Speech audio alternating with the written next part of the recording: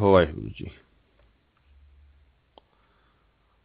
ਵਾਹਿਗੁਰੂ ਜੀ ਕਾ ਖਾਲਸਾ, ਵਾਹਿਗੁਰੂ ਜੀ ਕੀ ਫਤਿਹ। ਇਸ ਤੋਂ ਅੱਗੇ 30ਵਾਂ ਚਰਿੱਤਰ, ਜਿਹਦੇ ਕੁੱਲ ਪਦੇ 21 ਨੇ, ਇਹ ਚਾਚਰਮਤੀ ਨਾਂ ਦੀ ਇਸਤਰੀ ਦੇ ਨਾਲ ਜੁੜਿਆ ਹੋਇਆ ਹੈ। ਚੌਪਈ। ਚਿੱਤਰ ਸਿੰਘ ਮੰਤਰੀ ਸੌ ਕਹੀ। ਚਿੱਤਰ ਸਿੰਘ ਰਾਜੇ ਨੇ ਮੰਤਰੀ ਨੂੰ ਕਿਹਾ, ਹਮ ਤੇ ਸਕਲ ਕੁਕ੍ਰਿਆ ਰਹੀ, ਮੇਰੇ ਤੋਂ ਸਾਰੀ ਮਾੜੀ ਕਿਰਿਆ ਕਰਮ ਕਰਨੋਂ ਰਹਿ ਗਈ ਹੈ। ਤੁਮ ਜੋ ਹਮ ਸੋ ਬਚਨ ਉਚਾਰੇ,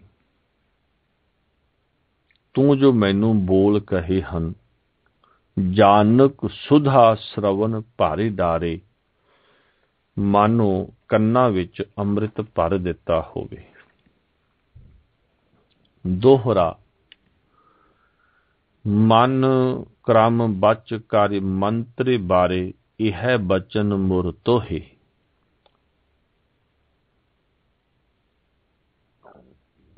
ਹੇ ਮਨ, ਬਚਨ ਅਤੇ ਕਰਮ ਕਰਕੇ ਚੰਗੇ ਵਜ਼ੀਰ, ਮੇਰੀ ਤੈਨੂੰ ਇਹੀ ਬੇਨਤੀ ਹੈ, ਜੋ ਕਛੁ ਚਰਿਤ ਇਸ ਤ੍ਰਿਨ ਕਰੇ, ਸੋ ਕਛ ਕਹੋ ਸਭ ਮੋਹੇ।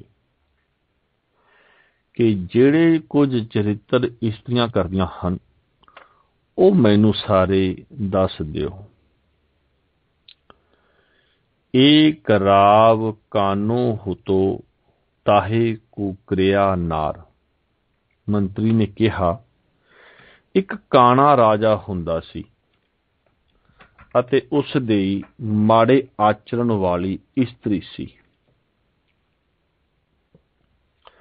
ਰਮੀ ਜਾਰ ਸੌ ਰਾਏ ਕੀ ਆਖ, ਅੰਬੀਰ ਡਾਰ।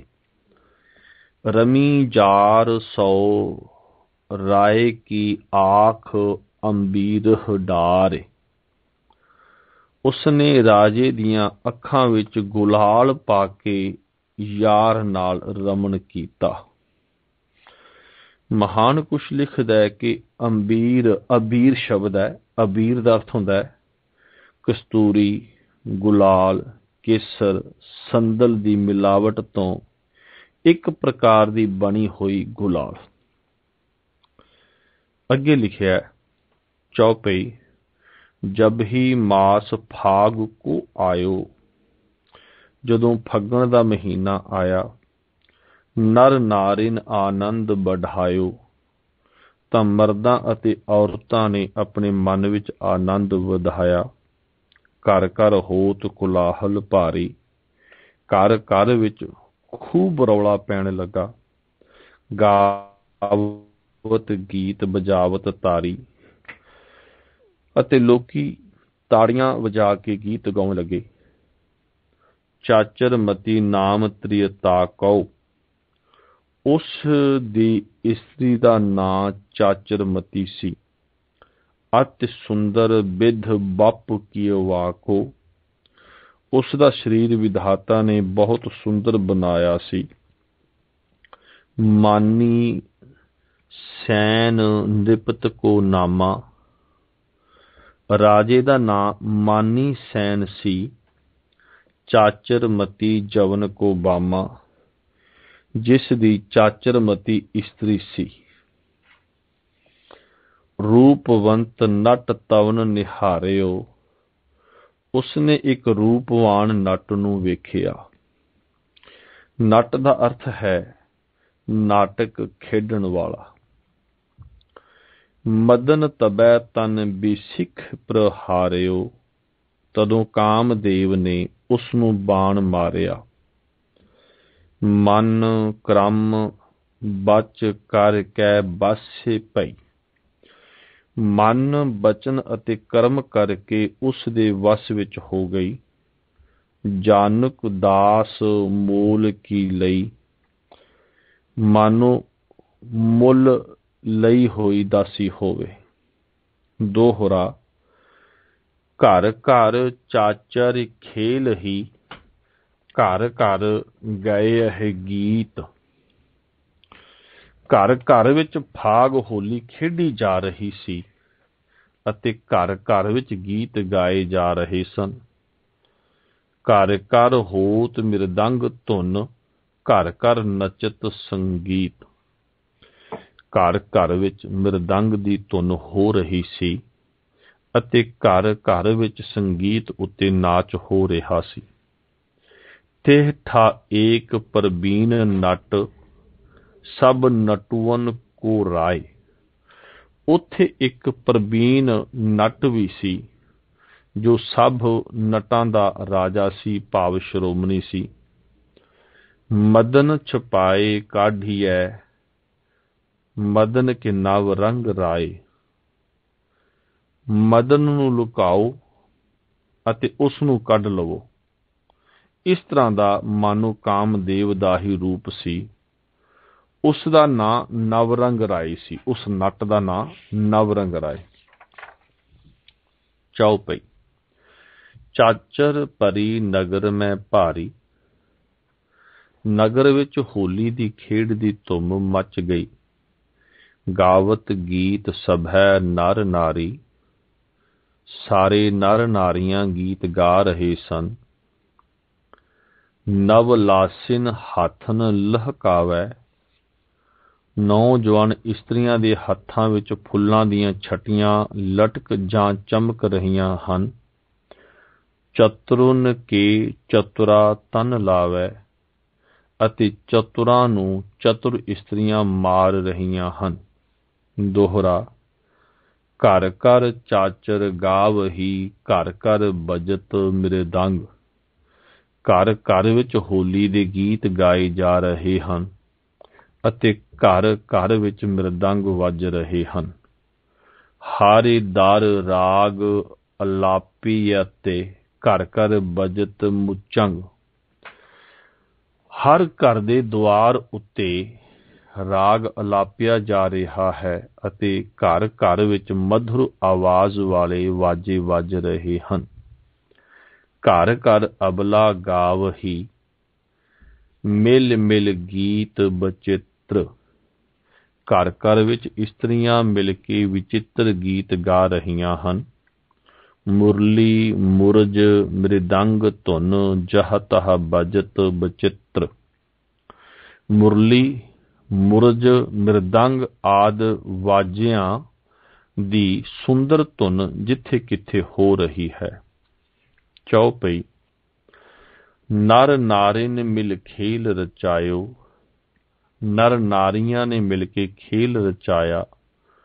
ਫੂਲ ਪਾਨ ਕੈ ਫਾਨ ਮੰਗਾਇਓ, ਅਤੇ ਫੁੱਲ ਪੋਸਤ ਦੇ ਡੋਡੇ ਜਾਂ ਅਫੀਮ ਦਾ ਰਸ।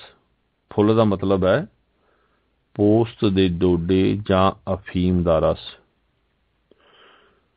ਫੁੱਲ ਪਾਨ ਅਤੇ ਸ਼ਰਾਬ ਮੰਗਵਾਈ ਹੈ। ਦੁਹੋਂ ਔਰ ਨਵਲਾਸਿਨ ਮਾਰੈ, ਦੋਹਾਂ ਪਾਸਿਆਂ ਤੋਂ ਮੁਟਿਆਰਾਂ ਛਟੀਆਂ ਮਾਰਦੀਆਂ ਹਨ। ਮਧੁਰ ਮਧੁਰ ਧੁਨ ਗੀਤ ਉਚਾਰੈ, ਅਤੇ ਮਧੁਰ ਮਧੁਰ ਗੀਤਾਂ ਦਾ ਉਚਾਰਨ ਕਰਦੀਆਂ ਹਨ। ਦੋਹਰਾ। छैल छबीली खेल ही, नर नारिन की भीड़। ਸੁੰਦਰ ਮੁਟਿਆਰਾਂ ਦੀ ਖੇਡ ਵਿੱਚ ਨਰ ਨਾਰੀਆਂ ਦੀ ਭੀੜ ਲੱਗੀ ਹੋਈ ਸੀ। ਜਿਤ ਜਿਤ ਦ੍ਰਿਸ਼ਟ ਪਸਾਰਿਐ, ਤਿਤ ਹੀ ਕਿਸਰਿਆ ਚੀਰ। ਜਿੱਧਰ ਜਿੱਧਰ ਵੀ ਨਜ਼ਰ ਮਾਰੀਏ ਉਧਰ ਉਧਰ ਹੀ ਪੀਲੇ ਰੰਗ ਦੇ ਬਸਤਰ ਦਿਸਦੇ ਸਨ। ਘਰ ਘਰ ਚਾਚਰ ਖੇਲੀਐ, ਹੱਸ ਹੱਸ ਗਾਏ ਗੀਤ।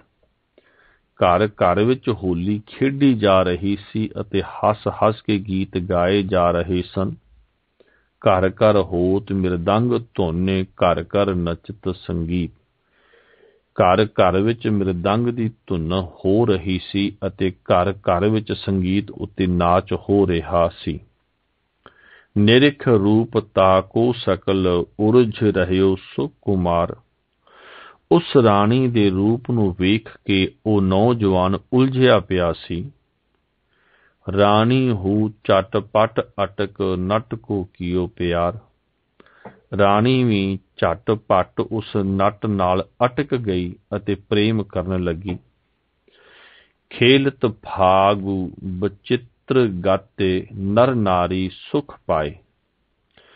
ਵਿਚਿੱਤਰ ਸਰੂਪ ਵਾਲੀ ਹੋਲੀ ਨੂੰ ਖੇਡਦੇ ਹੋਇਆਂ ਨਰ ਨਾਰੀਆਂ ਬਹੁਤ ਸੁਖ ਪ੍ਰਾਪਤ ਕਰ ਰਹੀਆਂ ਸਨ।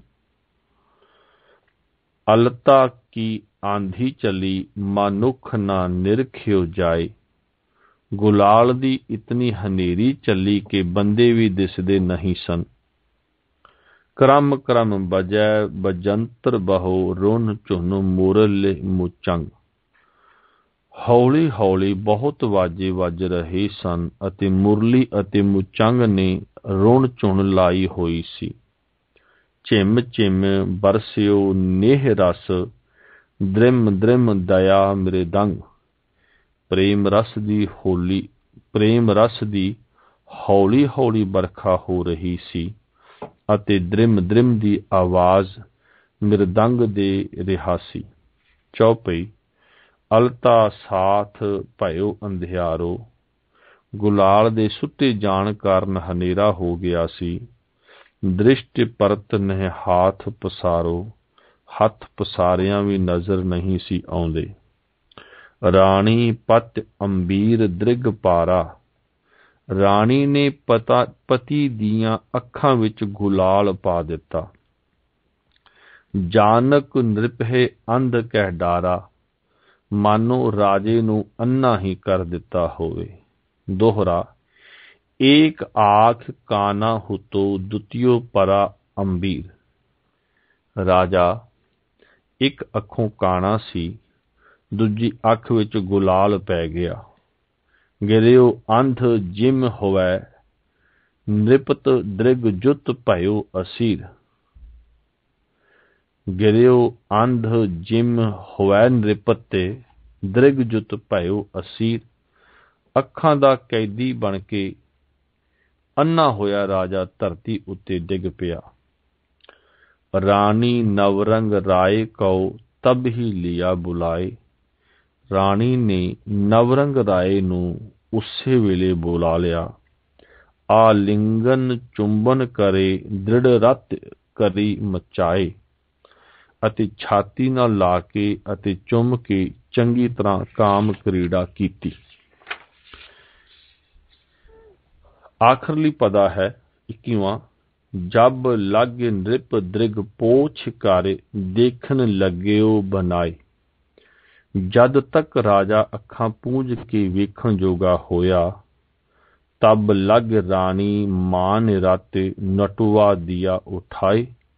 ਤਦ ਤੱਕ ਰਾਣੀ ਨੇ ਰਤੀ ਕ੍ਰੀੜਾ ਕਰਕੇ ਨਟ ਨੂੰ ਉਠਾ ਕੇ ਭਜਾ ਦਿੱਤਾ।